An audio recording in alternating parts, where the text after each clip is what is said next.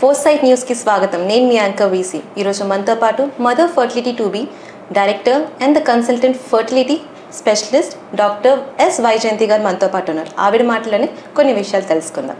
నమస్తే మ్యామ్. నమస్తే అండి. సో ఉమెన్ ఎంత వెయిట్లో ఉండాలి మేడం? నిజంగా బరువు తగ్గడం మోస్ట్ ఇంపార్టెంటా మ్యామ్? అవును, ఇప్పుడు యూజువల్గా అంటే ఏంటంటే ఈ మధ్యలో మన ఫాస్ట్ ఫుడ్ ఎక్కువైపోయింది మనకి. ఈ ఫాస్ట్ ఫుడ్ ఎక్కువైనంత వల్ల యూజువల్గా ఈ ఓవర్ వెయిట్ అండ్ ఒబిసిటీ అనేది ఎక్కువైపోయింది అనమాట.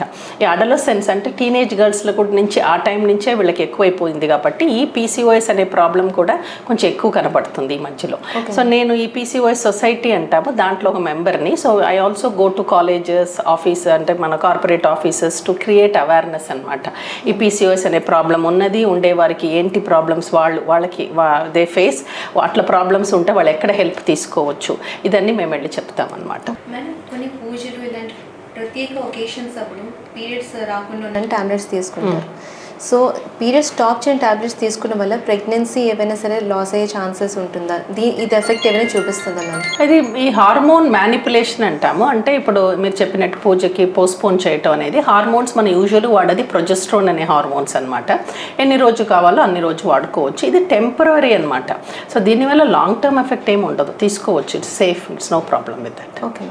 సో ఒకవేళ వాళ్ళు ఇలాంటి లైక్ పీరియడ్స్ ఇర్రెగ్యులర్గా పీరియడ్స్ ఉంటే మళ్ళీ నెక్స్ట్ టైం అది సరిగ్గా రాదు, పోస్ట్ పోన్ చేయడం వల్ల లైక్ ఎగ్స్ ఏమైనా ఎఫెక్ట్ అయ్యే ఛాన్సెస్ ఉంటుందా మ్యామ్?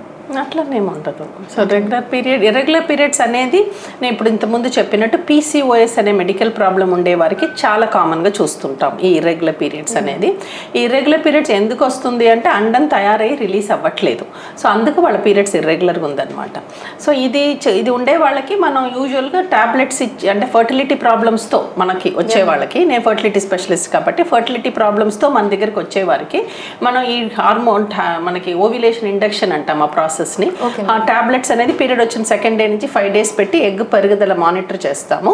అట్లా మానిటర్ చేసి ఎగ్ కరెక్ట్ సైజ్కి వచ్చేటప్పుడు కలుసుకోమంటాం. అప్పుడు మనకు ఛాన్స్ ఉంటుంది ప్రెగ్నెన్సీ అనేది.